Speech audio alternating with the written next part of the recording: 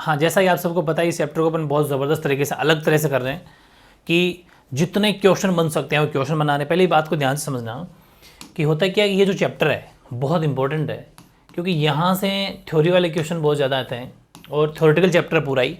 इसमें कुछ सोर्सेज भी दे रखे थे, मैंने कल भी आपको बताया था। ये जो सोर्स है या स्रोत दे रखे हैं, इन स्रोत से भी खूब सारे क्वेश्चन पूछे गए।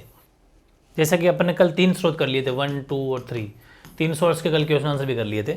उन सोर्स को आप अपनी बुक से पढ़ सकते हो, हालांकि मैंने अब सब कुछ नोट्स में ऐड भी किया है, फोटो आप ले सकते हो, कुछ भी कर सकते हो, लेकिन क्वेश्चन आंसर का वो लिखना है।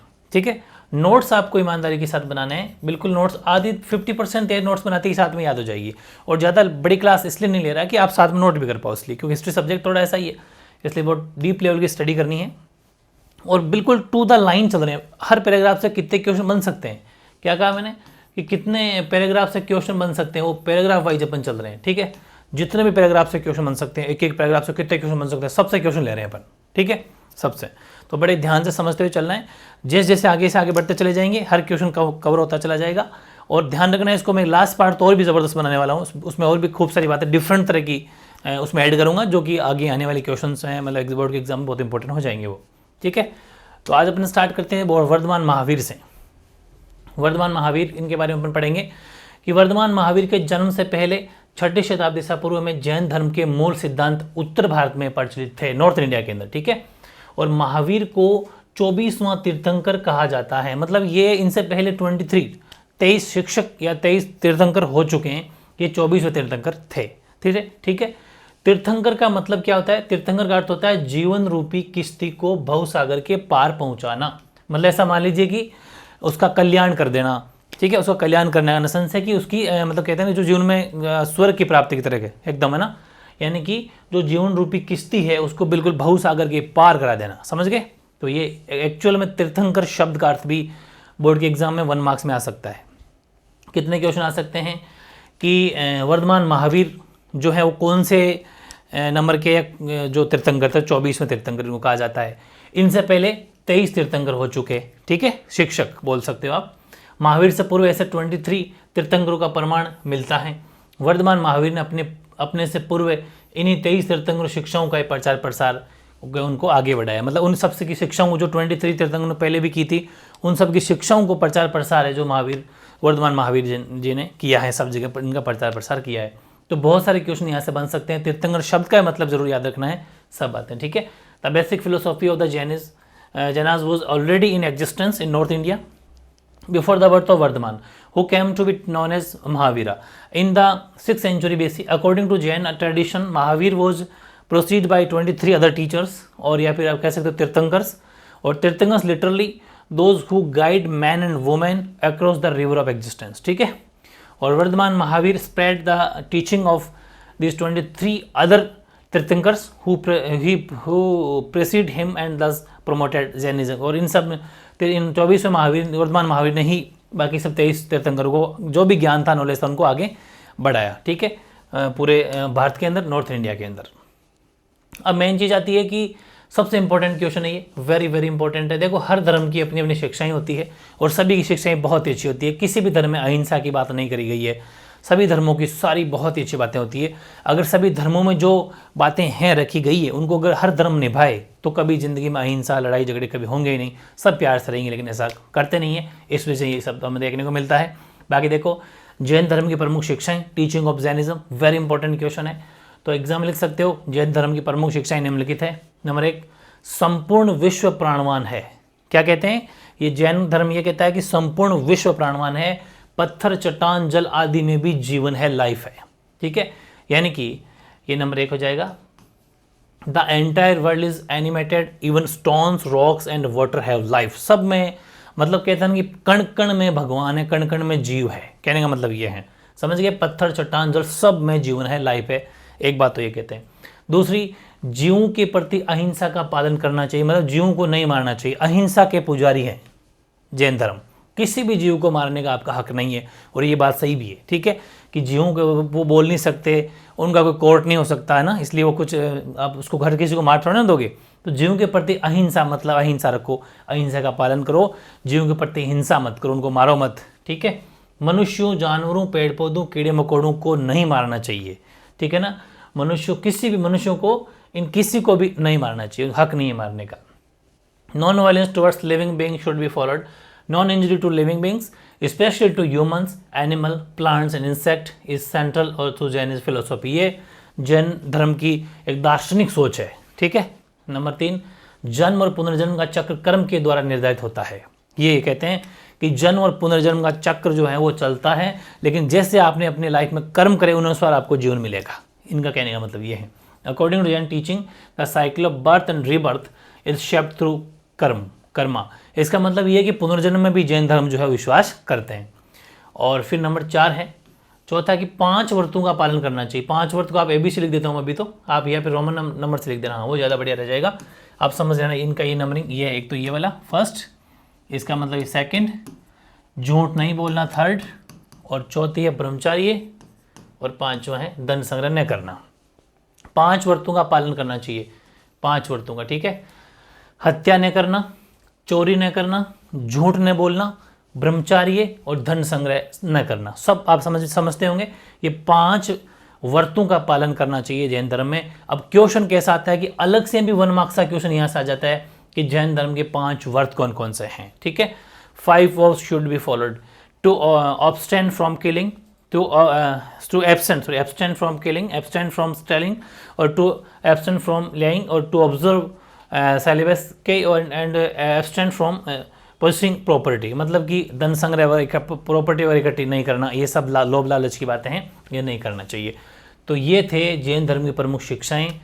5 व्रत को अलग से याद कर लेना, बाकी 3 तो सबसे इंपॉर्टेंट है ही, सारी इंपॉर्टेंट है, ठीक है। तो ये ध्यान रखना, वेरी इंपॉर्टेंट क्वेश्चन अपना था ये। फिर एक अलग से आप इसको क्वेश्चन की फॉर्म में दे सकते हो या नोट लगा सकते हो, कुछ भी लिख सकते हो इसको, कि जैन धर्म का विस्तार कहाँ कहाँ पूरा। अपने स्टार्टिंग में पढ़ा था कि 6ठी शताब्दी में नॉर्थ इंडिया के उत्तरी भारत के अंदर जैन धर्म का प्रसार हुआ था, लेकिन फिर भी धीरे धीरे क्या हुआ कि जैन धर्म भारत के कई हिस्सों में फैल गया, ठीक है। जैन विद्वानों ने प्राकृत, संस्कृत, तमिल जैसी अनेक भाषाओं में काफ़ी साहित्य का सर्जन भी किया। पढ़े लिखे होते हैं जैन, और बहुत दयालु होते हैं, बहुत दानवीर भी होते हैं, दान खूब करते हैं, पैसा भी खूब है। और जैन मंदिर सबसे अच्छे, बहुत ज़बरदस्त, अगर इंडिया मंदिर वगैरह देखोगे तो जैनों के मंदिर बहुत टॉप लेवल के हैं। तो इनका हर तरह से मतलब ये वेल एजुकेटेड है, वो सब बातें हैं। और कई भाषाओं में विद्वान, प्राकृत, संस्कृत, तमिल जैसी कई अनेक भाषाओं में काफ़ी साहित्य का सर्जन किया। सैकड़ों वर्षों से इन ग्रंथों की पांडुलिपियाँ मंदिरों से जुड़े पुस्तकालयों में आज भी संरक्षित है। और धार्मिक परंपराओं से जुड़ी हुई सबसे प्राचीन मूर्तियों में जैन तीर्थंकरों के उपासकों द्वारा बनवाई गई मूर्तियाँ भारतीय उपमहाद्वीप के कई हिस्सों में पाई गई। हर जगह जैन धर्म के मंदिर, जैन धर्म की दान भी खूब करते हैं, जैन धर्म की तरफ से दिए हुए ट्रस्ट है बहुत है, स्कूलें खूब बनवाई हुई है, खूब जगह, मतलब कहते हैं ना भामाशाह वैसे हैं, बहुत दानवीर होते थे। और इनके जो वाकई शिक्षाएं वो बहुत ही अभी पढ़ी पढ़ी कितनी ज़बरदस्त शिक्षाएं, अगर उनको अपना लिया जाए तो बहुत बड़ी चीज़ है। ये सब हो जाएगा। Jainism spread to many parts of India, Jain scholars produced a wealth of literature in variety of languages, Prakrit, Sanskrit and Tamil. For centuries, manuscripts of these texts were carefully preserved in libraries attached to temples. Libraries मतलब librarian जो है temple के उनमें रखा हुआ आज भी। और some of the earliest stone sculpture associated with religious traditions were produced by devotees of the Jaina Tirthankars and have been recorded from the several sites throughout the subcontinent। जो पूरे भारत के अंदर जहाँ जहाँ कई हिस्सों के अंदर जो है, तो इस तरह छोटा सा क्वेश्चन आ जाए कि जैन धर्म का विस्तार या फिर अपन कहते हैं स्प्रेड ऑफ जैनिज्म, तो इसको भी आप लिख सकते हो कि पहले था नॉर्थ इंडिया के अंदर था, लेकिन धीरे धीरे अपन जैसे वो पांडुलिपियाँ वगैरह मिलती हैं या फिर इनके मंदिर वगैरह मिलते हैं, तो ऐसा लगता है कि धीरे धीरे भारत के कई हिस्सों के अंदर जो है जैन धर्म का विस्तार हुआ है। फिर एक क्वेश्चन छोटा आ सकता है कि जैन विद्वानों ने कौन कौन सी भाषाएं, जैसे प्राकृत हैं, संस्कृत हैं, तमिल है, इन अनेक भाषाओं में काफ़ी साहित्य का सर्जन भी किया। तो एग्जाम में 1 मार्क्स में क्वेश्चन आ सकता है कि जैन धर्म ने अपने साहित्य को किन किन भाषाओं में, अपने लिटरेचर को किन किन भाषाओं में, किन किन लैंग्वेज में लिखा है। तो 3 भाषाएं बेसिकली, प्राकृत, संस्कृत, तमिल लिख देना तो ध्यान रहेगा, ठीक है, क्योंकि ऐसे डीपली क्वेश्चन बन जाते हैं।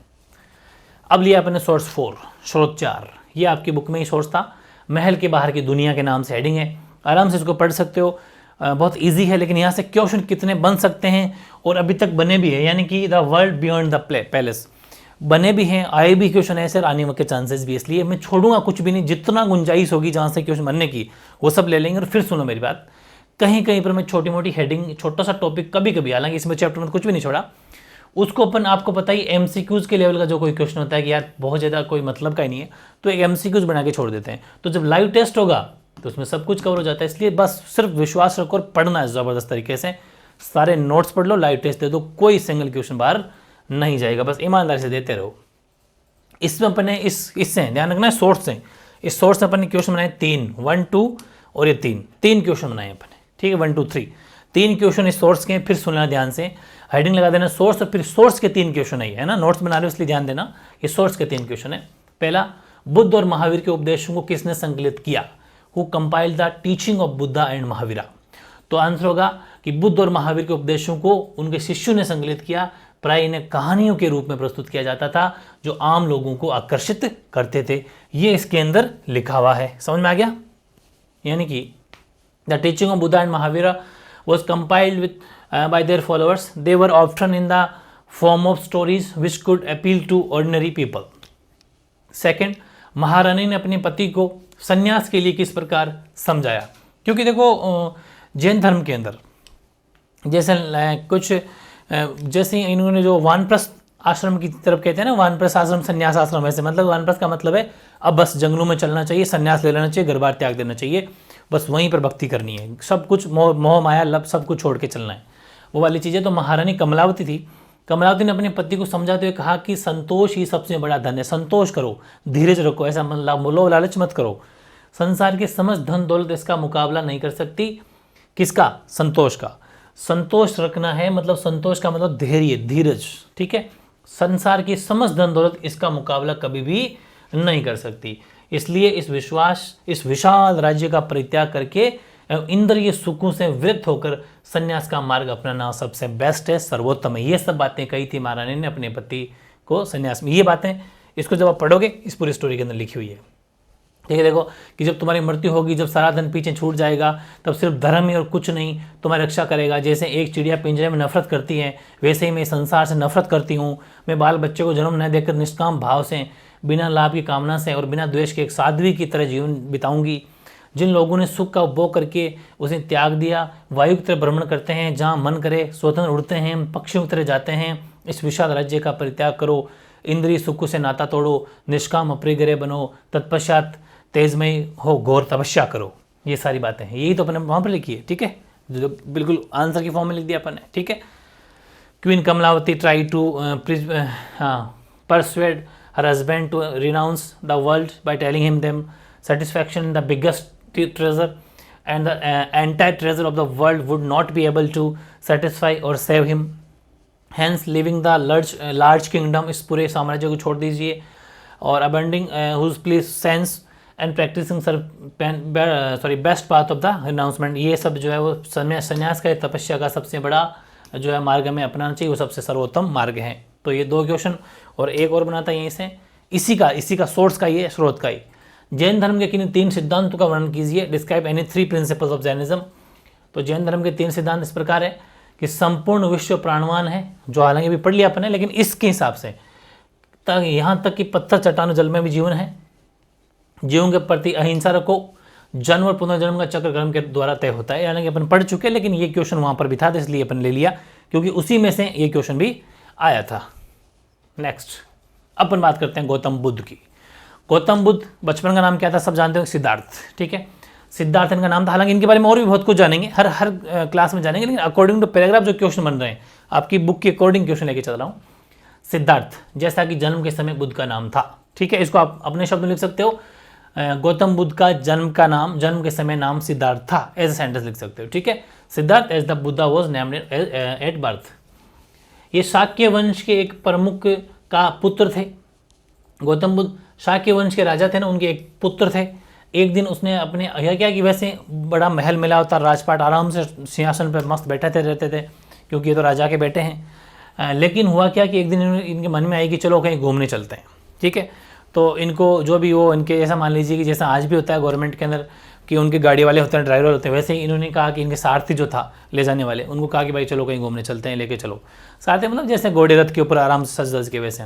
तो जैसे ही बाहर निकले, इनकी पहली वो एक तरीके से घूमना था, और वो जो पहले ही घूमने निकले वो दिन अच्छा नहीं निकला। इन्होंने एक बुजुर्ग व्यक्ति को देखा जब बहुत ही हालत ख़राब उसकी, बहुत ज़्यादा, आपको भी पता है जब बुजुर्ग बीमार व्यक्ति होता है तो किस हिसाब से होता है। फिर एक जाती हुई बॉडी को देखा, जब कोई मर गया था उसकी लाश को ले जाते हुए देखा। ऐसे ही एक सन्यासी को भी देखा इन्होंने। तो मतलब हर तरह के लोगों को इन्होंने, जब बाहर निकला, दुनिया जब देखते हैं, कहते हैं ना घर के बाहर निकलो, चार द्वार के बाहर निकलो तो पता चलेगा, तो हर तरह के लोगों से इनकी मुलाकात हुई। फिर उन्होंने देखा यार जीवन में बहुत ज़्यादा दुख है, इस हिसाब की परेशानी, कल को बुजुर्ग तो सब होंगे, और ये बुजुर्ग कैसे तड़प रहा है, मरेगा इस पूरी तरीके से, और मरने के बाद में ये विलाप करें, लेके जा रहे हैं, बस इतनी सी ज़िंदगी है, इसका मतलब लाइफ के अंदर कुछ भी नहीं है, ये सब मोह माया है। इसलिए फिर इनका ध्यान भटक जाएगा और एक सन्यासी को देखते हैं। सन्यासी जानते हो ना, जो घर बार सब छोड़ते हैं, सब सन्यासी, वो बिल्कुल कोई फिक्र नहीं, आराम से अपना ध्यान में मस्त है। तो इन्होंने सोचा कि यार ये इनकी लाइफ सही है। उस सन्यासी को देख के आकर्षित हुए, अट्रैक्ट हुए, और इन्होंने भी सन्यासी का जीवन अपना लिया कि भाई आज से मैं भी सन्यासी, ठीक है। तो ये भी सन्यासी बन गए।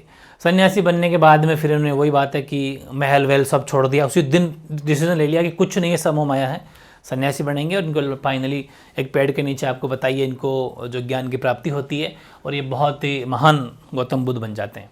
तो ये है बड़ी चीज़ है। पढ़ लेते हैं एक बार थोड़ा सा कि सिद्धार्थ बचपन का नाम था इनका, शाक्य वंश के एक प्रमुख का मतलब राजा के पुत्र थे। एक दिन उसने अपने सारथी को मना लिया कि वे उसे नगर ले जाएं, नगर जाएंगे बोले घूमने के लिए। बाहर की दुनिया में उनकी पहली यात्रा दर्दनाक थी, उतनी अच्छी यात्रा नहीं हुई इनकी। एक बूढ़े आदमी, एक बीमार आदमी, एक बूढ़े आदमी से मुलाकात हुई, एक बीमार आदमी से मुलाकात हुई, और एक लाश को देखकर, लाश मतलब समझते हैं ना, मरी बॉडी, उसे देखकर बहुत दुख हुआ। उसी क्षण उन्होंने अनुभव किया कि मानव शरीर का क्षय और अंत तो पक्का है। मतलब बुजुर्ग भी, बूढ़ा हो गया, शरीर खत्म ही होगा और इसका अंत होना तो निश्चित है। बात सही है। फिर उन्होंने एक बेघर भिक्षुक को भी देखा, जो उन्हें ऐसा लगा कि उनके बुढ़ापे, बीमारी और मृत्यु से कोई परेशानी नहीं है उसको। भिक्षुक का मतलब यहाँ पर आप ब्रैकेट में सन्यासी भी लिख सकते हो, भिक्षुक या सन्यासी, ठीक है। सन्यासी को देखा तो ऐसा लगा कि बुढ़ापे, बीमारी, मृत्यु से कोई परेशानी नहीं उनको, और उन्हें शांति मिल गई है। ऐसा लगा यार बिल्कुल मस्त है, कोई टेंशन नहीं, इसको कोई घर बार के लालच में माया नहीं।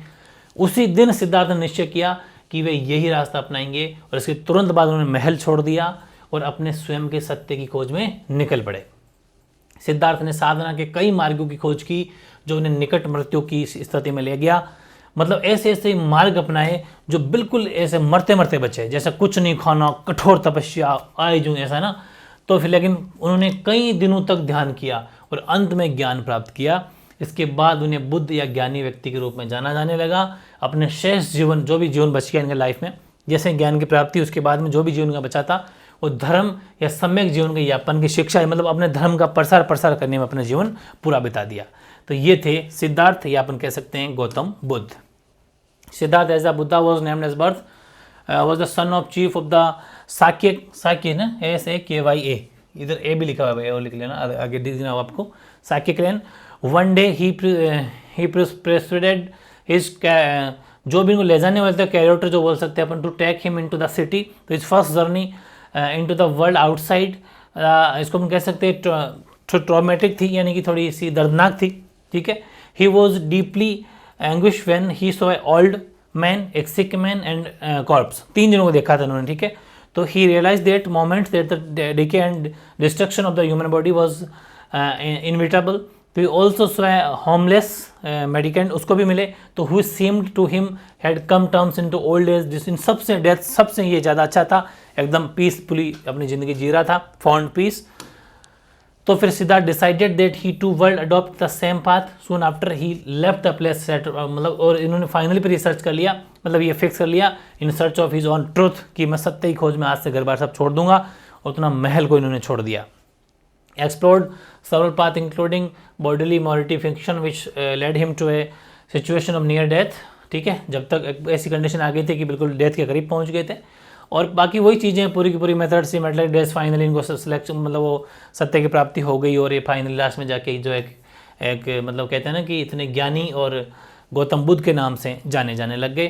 तो ये थी इनकी गौतम बुद्ध के बारे में एग्जाम अगर क्वेश्चन आ जाए तो आपको आराम से यहाँ तक इसका आंसर लिख देना है। सेकेंड, एक छोटी सी आपकी बुक में हेडिंग दे रखी है, छोटी सी हेडिंग है संत चरित्र, ठीक है, संत चरित्र या हेजियोग्राफी। हेजियोग्राफी छोटी सी हेडिंग आपकी बुक में, यह है कि संत चरित्र किसी संत या धार्मिक नेता की जीवनी है।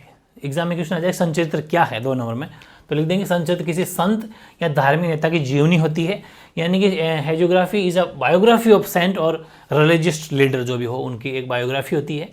और संत चरित्र संत की उपलब्धियों का गुणगान करते हैं जो तथ्यात्मक रूप से पूरी तरह सही नहीं होते।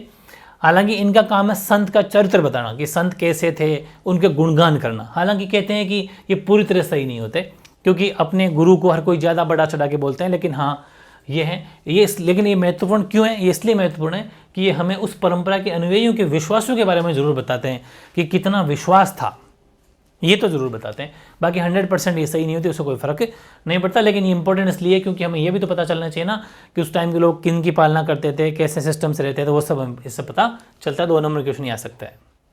फिर है बौद्ध धर्म, जैसे अपने जैन धर्म की शिक्षाएं पढ़ी थी वैसे बौद्ध धर्म की शिक्षाएं भी। अब ऐसा आ सकता है कि गौतम बुद्ध, देखो ये क्वेश्चन जितने भी ऐसे आए, जैसे अपने पढ़ा जैन धर्म की शिक्षाएं, तो एग्जाम में क्वेश्चन आ जाएगा महावीर के संदेश या महावीर के वर्तमान महावीर की शिक्षाएं, जैन धर्म की शिक्षाएं, वो एक ही बात है। वैसे ही बौद्ध धर्म की शिक्षाएं गौतम बुद्ध के उपदेश, महावीर के जैसे उपदेश हो सकते थे, वैसे यहाँ गौतम बुद्ध के उपदेश हो सकते हैं। तो ये ध्यान रखना, इनके भी अपने 4 लेके चल रहे हैं कि बौद्ध धर्म के अनुसार विश्व अनित्य है और निरंतर बदल रहा है। मतलब ये फिक्स नहीं है, ये कॉन्टिन्यू अपना कहते हैं ना कि बदल रहा है, चेंज हो रहा है। ये आत्मविहीन है क्योंकि यहाँ कुछ भी स्थायी अथवा शाश्वत बिल्कुल भी नहीं, कोई मतलब ये आत्मविहीन का मतलब ये सब टेम्पररी है, कोई फिक्स नहीं है, यहाँ पर कोई फिक्स नहीं है, ये बिल्कुल चेंजेबल है। According Buddhist philosophy the world is अपन कह सकते हैं ट्रांसिएंट एंड कॉन्स्टेंटली चेंजिंग, और इट इज ऑल्सो सॉलेस, या फिर जिसको अपन बोलते हैं अनाताना, कहाँ गया आत्मवीर, हाँ। और as there is nothing permanent और एटर्नल इन इट, न तो ये परमानेंट है, ये सिर्फ टेम्पररी है। दूसरा, इस क्षणभंगुर संसार में दुख मनुष्य के जीवन का अंतर्निहित तत्व है। ये बात है कि क्षणभंगुर संसार है, थोड़ी देर का संसार है, अपन भी कुछ एक उम्र के लिए यहाँ आते हैं। इस दुख, इसके अंदर दुख है ना, दुख ये मनुष्य के जीवन का अंतर्निहित तत्व होता है। ठीक है, within the transcendent world sorrow यानी कि दुख is intersect to human existence, ये INTRINSIC है। ठीक है। तीसरा, घोर तपस्या और विषयासक्ति के बीच मध्यम मार्ग का अनुसरण करते हुए मनुष्य दुनिया के दुखों से मुक्ति पा सकता है, अगर पाना चाहे तो। घोर तपस्या और विषय शक्ति के बीच में अगर वो माध्यम बना के चले तो वो दुखों से मुक्ति पा सकता है। It is by following the path of moderation between severe penance with self indulgence and human being can rise above this worldly troubles. और चौथा, बुद्ध की मान्यता थी कि समाज का निर्माण मनुष्यों ने किया था, न कि ईश्वर ने। ये बड़ी मान्यता थी इनकी। बुद्ध ये मानते थे कि समाज का निर्माण मनुष्यों ने किया था, न कि ईश्वर ने। ये बहुत 4 नंबर वाली थोड़ी सी ज़बरदस्त कह सकते हैं इसको अपन, इफेक्टिव, और कहते हैं थोड़ी अलग तरह की है। The Buddha regarded the social world as the creation of humans rather than the divine origin, न कि भगवान ने किया था। तो ये 4 शिक्षाएं आपको अच्छे से याद करनी है बौद्ध धर्म की। जितनी भी शिक्षाएं हो, चाहे किसी भी धर्म की हो, वेरी इंपॉर्टेंट हो जाती है। ठीक है, यहाँ से क्वेश्चन डेफिनेटली आ जाता है। एक नोट लिख रहे हैं अपन, जो भगवान बुद्ध के बारे में, बुद्ध मत के बारे में ही है, जो अपन कह सकते हैं बौद्ध धर्म के जो प्रवर्तक थे गौतम बुद्ध के बारे में ये कि गौतम बुद्ध ने जन्म मृत्यु के चक्र से मुक्ति, आत्मज्ञान और निर्वाण के लिए व्यक्ति के केंद्रित हस्तक्षेप और सम्यक कर्म की कल्पना की। निर्वाण का मतलब था अहम और इच्छा का खत्म हो जाना। देखो, निर्वाण का मतलब हो जाता है इस दुनिया से एज लाइक चले जाना, ऐसा मान लीजिए। ठीक है, तो अहम और इच्छा का खत्म हो जाना, एक तरीके से संन्यास की तरह जीवन बन जाना। अहम इच्छा कुछ नहीं, अब अहंकार सब खत्म, इच्छा खत्म हो, जिससे गृह त्याग करने वालों के दुख के चक्कर का अंत हो सकता था। क्योंकि जैसे घर त्याग कर लेते हैं ना, वही तो मैं कह रहा हूँ, घर का त्याग कर देना। तो जैसे ही घर का त्याग करेंगे, इसका मतलब इच्छाएं, मोह माया, अहंकार, लालच सब खत्म, कोई वो सब खत्म हो जाते हैं। और बौद्ध परंपरा के अनुसार अपने शिष्यों के लिए उनका अंतिम निर्देश भी था। बौद्ध परंपरा के अनुसार ये कहते हैं कि बुद्ध का अंतिम, अपने जो भी फॉलोअर थे, शिष्य थे, उनके लिए एक निर्देश दिया था उन्होंने कि तुम सब अपने लिए खुद ही ज्योति बनो, क्योंकि तुम्हें खुद ही अपनी मुक्ति का रास्ता ढूंढना है कि आप किस हिसाब से जीना चाहते हो और कहाँ जाना चाहते हो। अपनी ज्योति खुद बनो, तुम्हें खुद ही अपनी मुक्ति का रास्ता ढूंढना। 1 मार्क्स में क्वेश्चन आ सकता है कि बुद्ध ने अपने शिष्यों को अंतिम निर्देश क्या दिया था। क्वेश्चन ऐसे आते हैं। ठीक है, तो ध्यान रखना कि तुम ही, यानी कि देखें कि be lamps unto yourself as all of you must work out your own liberation. मतलब तुम खुद अपनी मुक्ति का, ये स्वतंत्रता का रास्ता तुम खुद ही बनोगे, इसलिए खुद की ज्योति खुद बनो। ये नोट भी बुद्ध के साथ में आप पढ़ लेना। ठीक है, अगला फिर सोर्स ले लिया अपन ने, स्रोत 5, व्यवहार में बौद्ध धर्म। ये आपकी नाम से हेडिंग है आपकी बुक में, बुद्धिज्म इन प्रैक्टिस। तो सूत पिटक से लिए गए इस उद्धरण में। तो पहला क्वेश्चन यही तैयार हो गया, पूछ सकता है कि ये जो उद्धरण है वो किस पिटक से लिया गया, तो सूत पिटक से लिया गया है। इसमें सिगल नाम के एक अमीर गृहपति को सलाह दे रहे हैं कि मालिक को अपने नौकरों और कर्मचारियों की 5 तरह से देखभाल करनी चाहिए। उनकी क्षमता के अनुसार उन्हें काम देकर, उन्हें भोजन और मजदूरी देकर, बीमार पड़ने पर उनकी परिचर्या करके, उनके साथ सुस्वादु भोजन बांटकर और समय समय पर उन्हें छुट्टी देकर। ये बात सही है। ये आज भी किसी ऑफिस वाले को, अपने बॉस को, अपने नीचे करने वाले कर्मचारियों को ये सब करना चाहिए, तभी वो खुश रह पाएगा। क्योंकि उसकी भी ज़िंदगी है यार, नौकरी जो करता है मजबूरी है, उसकी भी ज़िंदगी है, उसको भी टाइम पे छुट्टी दो, वीक में एक छुट्टी दीजिए, टाइम पे बुलाओ, टाइम से ज़्यादा काम मत कराओ। इवन प्राइवेट वाले ऐसे हैं कि नींबू की तरह निचोड़ लेते हैं इंसान को, कि घर पे भी जाएगा तो घर के लिए भी काम दे देंगे, इस तरीके से। मतलब बहुत बुरा हालत है। संडे को भी क्लास, मतलब वो क्या नाम, इनकी जो ऑफिस आना होता है, तो बहुत टेढ़ खीर है, क्योंकि फिर उनको फैमिली भी संभालनी होती है। ठीक है, पढ़ाई थोड़ी कि 7 दिन के 7 दिन ही करना है। ठीक है, एजुकेशन में भी अपन 7 संडे को थोड़ा रेस्ट की तरह करते हैं, रिविजन का डे रखते हैं, वो वाली चीज़ है। तो भोजन बांट, ये सब बातें, छुट्टी देकर, कुल के लोगों के साथ 5 तरह के श्रमणों, जिन्होंने सांसारिक जीवन को त्याग दिया है, उन ब्राह्मणों की देखभाल करनी चाहिए। कर्म वचन मन से अनुराग द्वारा उनके स्वागत से हमेशा घर खुले रखकर उनकी दिन प्रतिदिन जरूरतों की पूर्ति करके, सिगल को माता पिता, शिक्षक और ये सब बातें हैं। इनसे कितने क्वेश्चन बन सकते हैं वो अपन देख लेते हैं एक बार। ध्यान रखना, सोर्स 5 है। पहला क्वेश्चन यहाँ से आया था कि बुद्ध ने आचरण और मूल्य को किस प्रकार महत्व दिया। ये क्वेश्चन आता है, how did Buddhism give importance to conduct and values. तो बुद्ध ने आचरण और मूल्यों को इस प्रकार महत्व दिया, स्वामी द्वारा सेवक को क्षमता अनुसार काम देना चाहिए, उन्हें भोजन और मजदूरी देनी चाहिए, बीमार होने पर उनकी परिचर्या करनी चाहिए और उनके साथ सुस्वादु भोजन बांटना चाहिए। कभी कभी अच्छा भोजन सुस्वादु बांटना भी चाहिए। ऐसा लगना चाहिए कि हमारे सेठ हमारे कितने ख्याल रखते हैं। इवन आप उनके साथ में बैठ के भी खाना खा सकते हो। ये बहुत सारे ऐसे सिस्टम होते हैं। Buddhism has given importance to conduct and values in the following manner. A master should assign work to his servants according to their strength. He should provide food and wages to them or tend them during sickness and share delicious with them. दूसरा था, व्यक्तिगत प्रयास से सामाजिक परिवेश ने संबंधों को कैसे बदला जा सकता है। How can individual efforts transform social relations. ठीक है, तो देखो नैतिक और मानवीय होना, बिल्कुल सही बात। अगर आप नैतिक और मानवीय थोड़ी ह्यूमन बीइंग आपके दिल में है तो आपको इंसान के प्रति दया आएगी, जानवर के प्रति दया आएगी। तो नैतिक और मानवीय होना तथा सभी के लिए दया भाव रखना, ऐसे व्यक्तिगत प्रयास से सामाजिक परिवेश को बदला जा सकता है। Social relation can be transformed by individual efforts. It means by being good in conduct and values and by being compassionate towards all. Compassionate towards all. ठीक है, तीसरा बना था कि सिगल को श्रमणों के लिए, मतलब कितने क्वेश्चन बनाएगा वहां से, सारे बन गए। ठीक है, सिगल को श्रमणों के लिए बुद्ध द्वारा दी गई सलाह का विश्लेषण कीजिए। Analyse the advice given by Buddha to Sigala for, क्या बोलते हैं अपन इसको, श्रमण है। ठीक है, हालांकि इंग्लिश में श्रमण नहीं लिखा है इसने, समानास लिखा है इसे, वैसे वो श्रमण है। तो बुद्ध ने सिगल को श्रमणों के लिए वाणी, मन व कर्म से स्नेह बनाए रखने की सलाह दी कि मन अच्छा होना चाहिए, कर्म और वाणी से मधुर बोलो। देखो होता क्या है, बड़े बॉस आप कभी देखना, छोटे जो काम करने वाले लोग, अगर उनसे मीठी बातें भी कर लोगे ना तो भी वो खुश हो जाएंगे। इतनी सी चीज़ मांगते हैं। लेकिन बॉस तो ऐसा पड़ता है जैसे ऊपर से भाटा फेंका हो, इस हिसाब की लैंग्वेज यूज़ करता है, तो डर सा लगता है। उन कर्मचारी बेचारे डरते, पास में आने के लिए भी 10 बार सोचते हैं कि पूछूँ नहीं पूछूँ। तो थोड़ा प्यार से बोलना चाहिए, दिल विल सब अच्छा होना चाहिए, वाणी मधुर होनी चाहिए, क्योंकि वो भी वहीं जोर लगा रहे हैं जहाँ पर उनका बस चलता है, वरना उनके ऊपर वालों के सामने बोल के बताओ। देखिए, साथ ही सलाह दी कि उनके लिए घर का द्वार हमेशा खुला रखना चाहिए तथा उनकी रोजमर्रा की जरूरतों को पूरा करना चाहिए। जो भी उनको जरूरत, को गरीब है वो, कभी फैमिली में एक साथ पैसों की जरूरत पड़ेगी थोड़ी बहुत बड़ी रकम की, तो उनकी हेल्प कर देनी चाहिए, क्योंकि वापस वो ऑफिस में ड्यूटी करके वापस चुका देगा। ये सब बातें होनी चाहिए। तो ये सब बातें कि Buddha advice Sigala to be affectionate to act and speech and mind towards the samana and keep open house for them and supplying their worldly needs. जो भी उनकी ज़रूरतें हैं उनको हमेशा पूरी करनी चाहिए, क्योंकि उसकी एक ही जगह उम्मीद टिकी है, वो उम्मीद टिकी है उस बॉस के प्रति कि बॉस ही उनका एक तरीके से मालिक है, वो ही हेल्प कर सकते हैं, तो वो कहाँ जाएगा। ठीक है, तो ये 3 क्वेश्चन अपने वहाँ से लिए। नेक्स्ट देखते हैं अगला क्वेश्चन। ध्यान रखना क्या कह रहा हूँ मैं, नोट्स बड़े ध्यान से बनाना। सोर्स 5 है, सोर्स 5 से क्वेश्चन लिए अपने 3। वापस नई हेडिंग, बौद्ध संघ। ये बहुत बड़े क्वेश्चन है भाई। बौद्ध संघ से 3-4 क्वेश्चन बनाए मैंने लगातार। हेडिंग लगाओ बौद्ध संघ, बड़ी हेडिंग लगानी है बौद्ध संघ, और बौद्ध संघ से 3-4 क्वेश्चन है। क्या क्या है बौद्ध संघ में कौन कौन होते थे, बौद्ध संघ में क्या क्या नियम होते थे, बौद्ध संघ में महिलाओं को परमिशन मिली कि नहीं मिली, क्यों मिली तो क्यों मिली, ये सब बातें पढ़ने वाले हैं। इसलिए हेडिंग बौद्ध संघ रहेगी कंटिन्यू।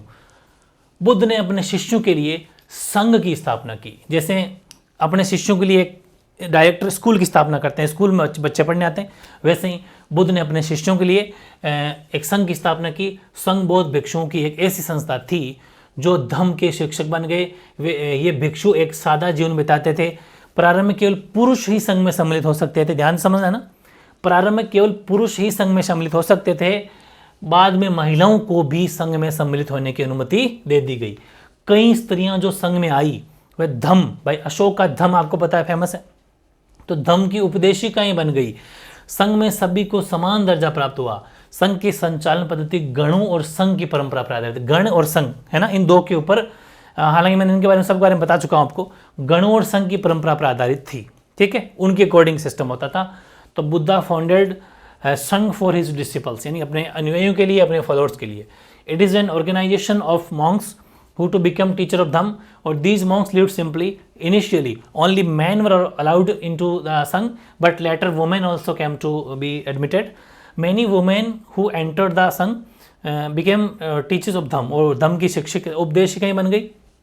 और once within the Sangh, all were regarded as equal, सबको समान नजर से देखा जाता था, चाहे पुरुष हो चाहे महिला।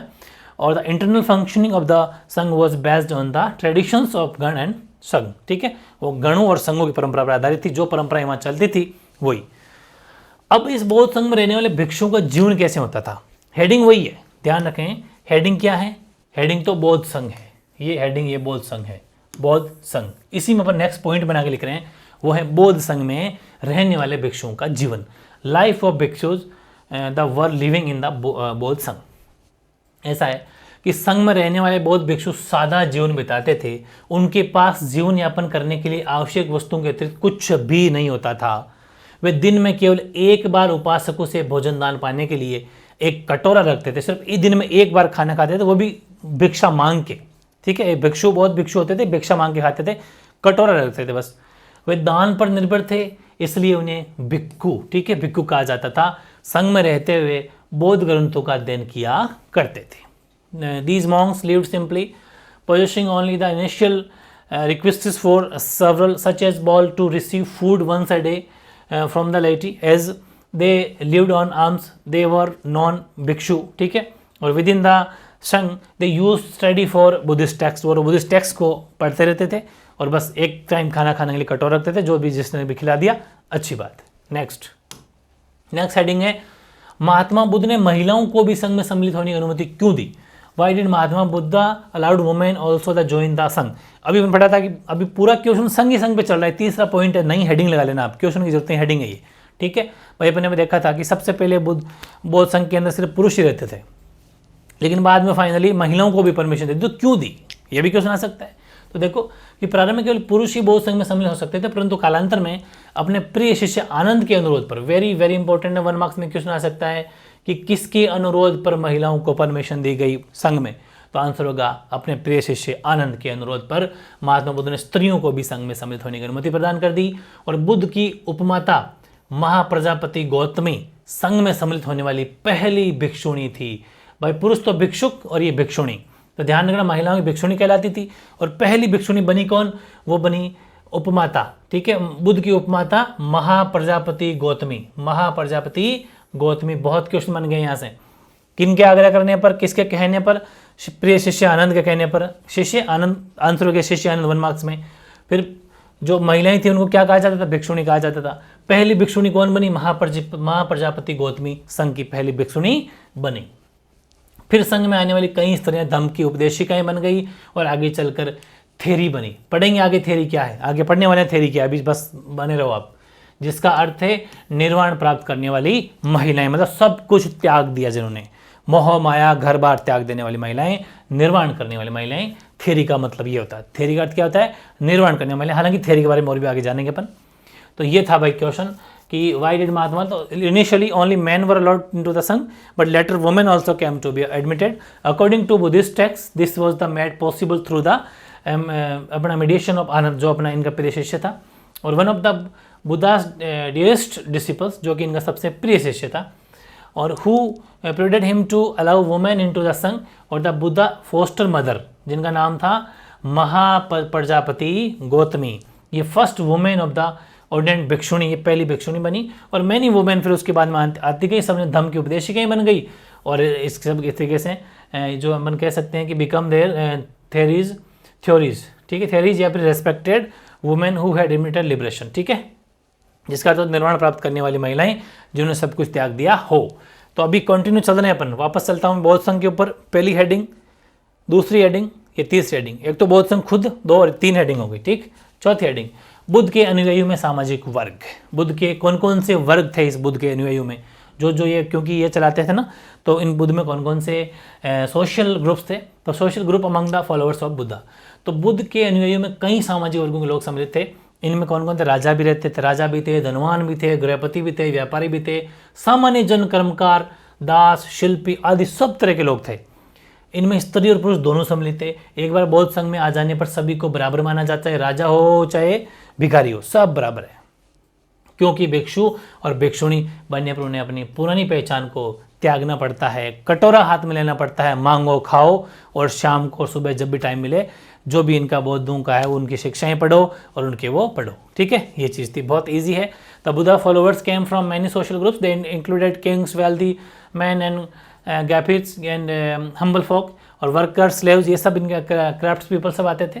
Once within the Sangha all were regarded equal, जैसे आ जाएंगे सब बराबर हो जाएंगे। Having shed off earlier social elements become bhikshu and bhikshunis, ठीक है, क्योंकि इसमें आने के बाद में भिक्षु और भिक्षुणी को अपनी पहचान, आइडेंटिटीज को खत्म करना पड़ता था, ठीक है। फिर नेक्स्ट हेडिंग है, भिक्षु और भिक्षुणी के लिए निर्धारित नियम भी होते थे, ठीक है। अभी वही कंटिन्यू वही हेडिंग रखनी है आपको, बस पॉइंट बनाते जाना है। भाई आप भिक्षु भिक्षुणी तो बन गए, लेकिन आपके पास कुछ रूल तो फॉलो करने पड़ेंगे ना, हर जगह रूल्स होते हैं, उनको फॉलो आपको करना पड़ता है। देखो कि जब कोई भिक्षु एक नया कंबल या गलीचा बनाएगा तो उसे इसका प्रयोग कम से कम 6 वर्षों तक करना पड़ेगा। 6 साल तक आपको वही कंबल या गलीचा ओढ़ना पड़ेगा जो भी आपने बनाया है। इसका मतलब आप साफ अंदाजा लगा सकते हो कि कोई मोहमाया, कोई फैशन डिजाइन, कोई फर्क नहीं पड़ता, कोई सा भी 6 साल तक चलाना है।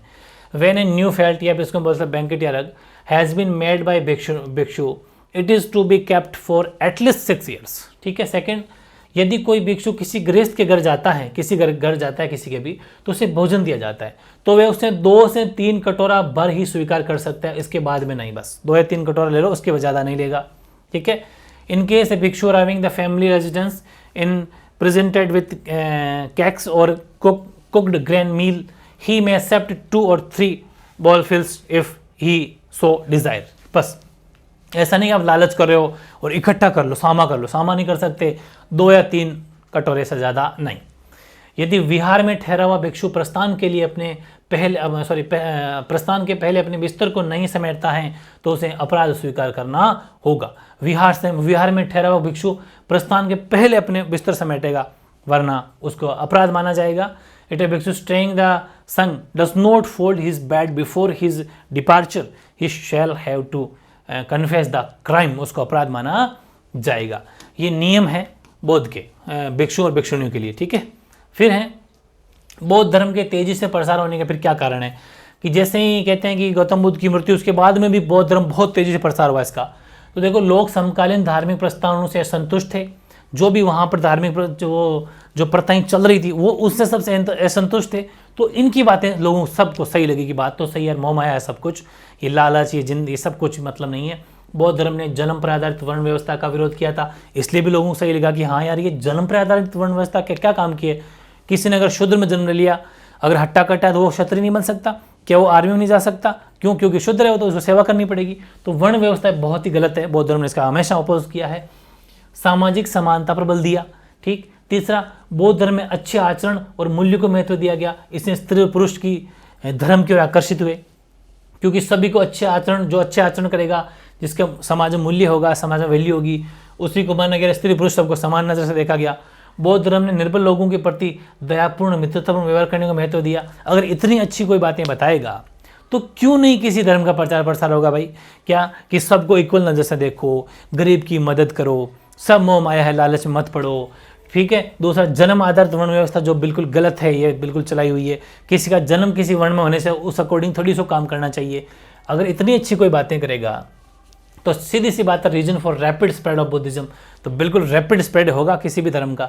ये कारण था कि बौद्ध धर्म तेजी से प्रसार होने के 4 कारण अपन देख लिए। तो देखो मैं फिर बता दूं कि क्वेश्चन अपने कहाँ से बनाया था इसको, ये यहाँ से पहले अपने हेडिंग थी बौद्ध संघ, तो एक तो हेडिंग एक बौद्ध संघ खुद होगी नंबर 1, नंबर 2 भिक्षुओं का जीवन, नंबर 3 महिलाओं को क्यों शामिल होना, क्यों अनुमति दी गई, नंबर 3 हो गया, नंबर 4 अनुयायी कौन सोशल ग्रुप थे, सामाजिक ग्रुप थे, नंबर 5 भिक्षु और भिक्षु निर्धारित नियम, ठीक, नंबर 6 बौद्ध धर्म तेजी से प्रसार, कुल मिला के 6 हेडिंग अपन ने लिए। बौद्ध संघ से रिलेटेड है वो, पूरे 6 के 6 क्वेश्चन शानदार 6 हेडिंग से 2-2 नंबर में आते हैं, तो ठीक है, बड़ा आता है तो पूरे 6 के 6 छाप देना, शानदार आंसर है, ठीक है। ये था। नेक्स्ट लेते हैं अपन वापस एक सोर्स है जो मैंने आपको भी कहा भी था कि थ्योरी गाथा, थ्योरी के बारे में आगे पढ़ेंगे अपन। थ्योरी गाथा था, थ्योरी गाथा सोर्स नंबर 6 है, स्रोत 6 है, आराम से इसको आप पढ़ लेना। इसमें कुछ लिखा हुआ है कि अनूठा बौद्ध ग्रंथ एक सूत पिटक का हिस्सा है, ये भी सूत पिटक का हिस्सा है, ये ध्यान रखना भाई। ये ऐसा सकता है थ्योरी गाथा किस पिटक से ली गई, सूत पिटक से ली गई है, ठीक है। इसमें भिक्षुणियों द्वारा रचित छंदों का संकलन किया गया है, इसमें महिलाओं के सामाजिक और आध्यात्मिक अनुभवों के बारे में बताया गया। सब बातें हैं कि पूना नाम की एक दासी रहती है, पूना नाम की एक दासी अपने मालिक के घर के लिए प्रतिदिन सुबह नदी का पानी लाने जाती थी। वहाँ वह हर दिन एक ब्राह्मण को स्नान कर्म करते हुए देखती थी। एक दिन उसने ब्राह्मण से बात की तो निम्नलिखित पद की रचना पूना ने कैसे कैसे बात की, बातचीत का दोहरा है क्या, कि मैं जल ले जाने वाली हूँ, कितनी भी ठंड हो मुझे पानी में उतरना ही है, सजा के डर से या ऊंचे घरानों की स्त्रियों के कटु वाक्यों के डर से, क्योंकि दासी थी, इसको नदी का पानी लेके जाना ही जाना, चाहे कितनी भी ठंड हो, कितना भी ऊंचा हो, कितना भी बहाव तेज हो, क्योंकि ये तो बेचारी दासी थी तो मजबूरी बस लेके जाना पड़ता था। ये ऐसी बातें बता रही है कि ऊंचे घरानों की स्त्रियों के कटु वाक्यों, मतलब ऐसे कटु वर्ड बोलते हैं, इसलिए मुझे जाना पड़ता है। हे ब्राह्मण, तुम्हें किसका डर है जिससे तुम जल में उतरते हो, जबकि तुम्हारे अंग ठंड से कांप रहे हैं, आप इतने ठंडे पानी में नहा रहे हो, आपको किसका डर है, मेरी तो मजबूरी है। ब्राह्मण बोले, मैं बुराई को रोकने के लिए अच्छाई कर रहा हूँ, बूढ़ा या बच्चा जिसने भी कुछ बुरा किया हो जल में स्नान करके वो मुक्त हो जाता है। ये उन ब्राह्मण का कहना है। फिर पूना ने कहा, ये किसने कहा है कि पानी में नहाने से बुराई में मुक्ति मिलती है, वैसा हो तो सारे मेंढक और कछुए स्वर्ग हो जाएंगे। अगर वही वाली बात है कि अगर पत्थरों को पूजने से भगवान मिलते हैं तो मैं पूजूं पहाड़, वही वाली चीज़ है कि अगर नदी में नहाने से, पानी में नहाने से अगर शुद्ध हो जाता है तो फिर तो मेंढक और ये जितने भी कछुए हैं वो स्वर्ग में हो जाएंगे, तो 24 घंटे पानी में रहते हैं, ठीक है। साथ में पानी के सांप और मगरमच्छ भी हो जाएंगे, वो भी वहीं रहते हैं। तो इसके बदले में वे कर्म न करें जिनका डर आपको पानी की ओर खींचता है। हे ब्राह्मण, अब तो रुक जाओ, अपने शरीर को ठंड से बचाओ। ये बात इसकी कही हुई है पूना की, ठीक है। रचना इस पूना की रचना है, पद्य रचना। ये देखते हैं ऐसे कितने क्वेश्चन बने हैं। एक क्वेश्चन ये बना है कि 2 उदाहरणों सहित पूना के विचारों को स्पष्ट कीजिए। तो 2 उदाहरण ये हैं, यानी कि explain the ideas of Poona with 2 examples. First example तो ये है कि वो ब्राह्मणवादी रिवाजों के खिलाफ थे। ये ब्राह्मणवादी रिवाज है कि सुबह उठते ही नहाना चाहिए, इससे फ्रेश होता है, पाप धुलते हैं, चाहे दिन में आके पाप कर लो फिर धो लो, ऐसा थोड़ी ना होता है कोई। एक तो ये ब्राह्मणवादी रिवाजों के खिलाफ थी। वे आत्मा की शुद्धता को महत्व देती थी। वे कहती थी अंदर से धुलो, बाहर से धोने से कुछ नहीं होगा। बहुत बड़ी बात है भाई। She was against the Brahmanical order और she emphasised on the purity of soul. आत्मा की शुद्धि करो, किसी के प्रति दया होनी चाहिए, गरीब के प्रति दया होनी चाहिए, किसी के प्रति मधुर वाणी का प्रयोग करो, किसी का बुरा मत सोचो, अंदर से साफ हो, बाहर से धोने से कोई मतलब नहीं रह जाता। दूसरा, ब्राह्मण ने नदी में प्रतिदिन गोता लगाने के लिए क्या स्पष्टीकरण दिया। जब इन्होंने पूछा पूना ने कि ऐसा क्यों करते हो ब्राह्मण, मेरी तो मजबूरी है, बोले मुझे तो पानी ले जाना पड़ता है क्योंकि मैं तो दासी हूँ, मोटे घरों की लेडीज़ मुझे गाली गलौज करती है, ऊंचे वर्ड बोलती है, इसलिए मुझे ले जाना पड़ता है, लेकिन आपकी ऐसी क्या मजबूरी है, आप क्यों ऐसा नहाते हो। तो वॉट जस्टिफिकेशन डिड द ब्राह्मण give for daily drip in river. तो ब्राह्मण ने कहा था कि ब्राह्मण नदी में प्रतिदिन गोता लगाने के लिए स्पष्टीकरण दिया कि स्नान का अनुष्ठान करने से बुराई को रोका जा सकता है। यदि किसी ने कुछ भी बुरा किया है तो जल में स्नान करने से मुक्ति मिल जाएगी, ये ब्राह्मण का कहना था, ठीक है। इसलिए ना रहा हूँ, बोले मैं शरीर धूज रहा था उसका फिर भी। तो ये the Brahmana provided justification that evil can be prevented by bathing in the river. He added that anyone who has done something bad is freed by washing in water। सब धुल जाएगा, ठीक है। इस गाथा द्वारा व्यक्त किए जा रहे बौद्ध दर्शन के मूल को स्पष्ट कीजिए। तो बुद्ध ने जाति प्रथा तथा कर्मकांड की निंदा की तथा लोगों से आध्यात्मिक अनुभव के जरिए ज्ञान प्राप्त करने का आग्रह किया। इन्होंने संसार के जगह आचरण तथा मूल्यों को महत्व दिया इस गाथा में। इस गाथा के अभी पहले अपने पढ़ा था ना कि बुद्ध की वहाँ पर आई भी थी गाथा, ये मैंने कहा था आगे बता दूंगा इसके बारे में। तो इसमें जाति प्रथा कर्मकांड जितने भी जैसे कि ब्राह्मण कर्मकांड वगैरह करते हैं सब की निंदा कि ऐसा कुछ भी नहीं होता। तो Buddhism criticise the caste system ritual and argued that people attain knowledge through spiritual experience. It emphasise to conduct and value in place of rituals. तो ये थे भाई इसके 3 क्वेश्चन, इस गाथा के 3 क्वेश्चन हो गए हैं। थेरी गाथा क्वेश्चन 1 2 3 3 क्वेश्चन लिए अपन ने, ठीक है। और फिर एक और स्रोत आ जाता है, अपना लास्ट स्रोत होगा इस क्लास का। और स्रोत 7 ये है भिक्षुओं और भिक्षुणियों के लिए नियम। बहुत तगड़े है ना ये, स्रोत से भी क्वेश्चन आ जाते हैं। पूरा चैप्टर पढ़ के चले गए, लेकिन किसी ने कह दिया कि स्रोत कोई इंपॉर्टेंट नहीं होते, और वहीं से क्वेश्चन आ गया। और बहुत आए हुए क्वेश्चन है, बहुत बार रिपीट क्वेश्चन, इसलिए हर तरह की जो भी चीज़ें आएगी नोट्स के बाहर कुछ भी नहीं जाएगी, बस दिल से पढ़ना है। ये है कौन सा नियम, वही है कि एक भिक्षु एक नया कम्बल गलीचा बनाएगा, उसे कम से कम 6 वर्ष तो करना पड़ेगा। यदि 6 वर्ष से कम अवधि से बिना भिक्षु अनुमति के नया कम्बल या गलीचा बनाता है, तो चाहे उसने पुराने कम्बल गलीचे को छोड़ दिया हो नहीं, नया कम्बल गलीचा उससे ले लिया जाएगा और इसे अपराध स्वीकार करना ही होगा कि अपराध किया आपने, 6 साल से पहले क्यों यूज़ किया। और यदि कोई भिक्षु किसी गृहस्थ के घर जाता है तो उसे टिकिया में पके अनाज का भोजन दिया जाता है। यदि उसे इच्छा हो तो वह 2 या 3 कटोरा भरकर भी स्वीकार कर सकता है। यदि वह इससे ज़्यादा स्वीकार करता है तो उसे अपराध स्वीकार करना होगा। 2 या 3 कटोरे पकवान स्वीकार करने के बाद उन्हें अन्य भिक्षुओं के साथ बांटना होगा। यही सम्यक आचरण है, यही इक्वल व्यवहार है। यदि कोई भिक्षु को संघ के किसी विहार में ठहरा हुआ है और प्रस्थान कर रहा है, तो प्रस्थान करने से पहले अपने बिछाए गए नए बिस्तर को न समेटता है तो और या तो उनको अपराध माना जाएगा। ये वही, हालांकि अपन पहले ले चुके, लेकिन सोर्स पूरे लेने पड़ेंगे। क्वेश्चन ऐसे आए थे, देखो एक छोटा क्वेश्चन दिया था कि भिक्षु और भिक्षुणी नियम बोध के कहाँ से मिलते हैं, तो विनय पिटक से। जो अपने पहले क्वेश्चन दिया था ना भिक्षु और भिक्षुणियों के लिए जो नियम, वो नियम कहाँ से मिलते हैं, विनय पिटक से। तो आंसर हो गया विनय पिटक। ये छोटा सा कुछ पहले लिख देना इसको। Which Buddhist text contain rules for bhikshu and bhikshunis, तो विनय पिटक से उनके नियम मिलते हैं। छोटा क्वेश्चन MCQs बन जाएगा, याद रखना। फिर क्या बता सकते हैं कि ये नियम क्यों बने, can you explain why these rules were framed, ये क्वेश्चन अलग है, क्योंकि इसीलिए मैं कह रहा हूँ ना, सोर्स नहीं क्वेश्चन अलग तरह के पूछ रहे हैं। वो ये तो अपन ने पहले कर लिया कि 6 साल में नहीं पलटेगा, वो सब नहीं करेगा, वो ठीक है, कम लौटते रहो 6 साल। लेकिन बात ये है कि ये क्यों बनाए गए, ठीक है। तो विनय पिटक की त्रिपिटक का एक मुख्य ग्रंथ, आपको पता है अपन तीनों पिटक पढ़ लिए थे कल की क्लास में। तो विनय पिटक त्रिपिटक का मुख्य ग्रंथ है, जिसमें बौद्ध धर्म के नियमों को प्रथम संहिता में संकलित किया गया था। भिक्षु और भिक्षुणियों, या भिक्षु और भिक्षुणी बोल दो, चाहे भिक्षु और भिक्षुणियों बोल दो, चाहे भिक्षु और भिक्षुणियों की महात्मा बुद्ध द्वारा स्थापित संघ में रहते थे, उनके सम्यक आचरण हेतु, मतलब सबका इक्वल व्यवहार हेतु महात्मा बुद्ध ने नियम बनाए थे। ये नियम बनाए थे कि संघ में समानता का व्यवहार होता था, अनुशासन व्यवस्था कड़ी थी तथा संघ का जीवन साधवी भरा था, अपरिग्रह धम्म का प्रमुख सूत्र था। इसलिए भिक्षु और भिक्षुणियों के सदाचरण हेतु ऐसे नियम बनाए गए, सबका आचरण अच्छा हो।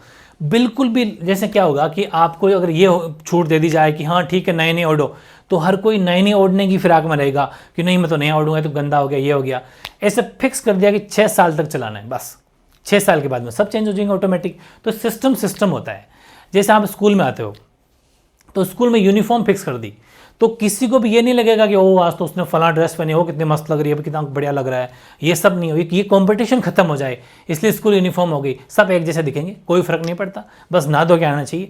तो ये सब हो जाता है, ठीक है ना। इसीलिए यहाँ पर भी सब एक जैसे दिखें कि आज उसने नहीं ओढ़ ली मैं भी नहीं लूँगा, ऐसे ही कंपटीशन ना हो, लड़ाई झगड़ा का माहौल ना बने, बिल्कुल शांत रहो, सदाचारी के साथ रहो। और गुण भी तो अच्छे हैं यार, कोई चीज़ को ज़बरदस्ती जब 6 साल तक चल सकते तो चलाओ ना, उसको फालतू वेस्ट क्यों कर रहे हो, ठीक है। ये सब वेस्ट है, अंदर से बाहर से धोने से कुछ नहीं होगा, अंदर से साफ रहो। बहुत बढ़िया चीज़ें थी, आई थिंक मज़ा आपको आ रहा होगा इस चैप्टर को पढ़ के, ठीक है। ये थी अपनी 2nd क्लास। अब 2 क्लास और लूँगा, उसके बाद में पूरे चैप्टर की पूरी PhD या नस चेक हो जाएगी। उसके बाद में अपना चैप्टर कंप्लीट हो जाएगा। फिर अपन लेंगे एक MCQ टेस्ट और फिर आपका बड़ा टेस्ट लेंगे जिसमें कंप्लीट हिस्ट्री की पहली बुक के 4 चैप्टर उसमें होंगे, ठीक है। ओके।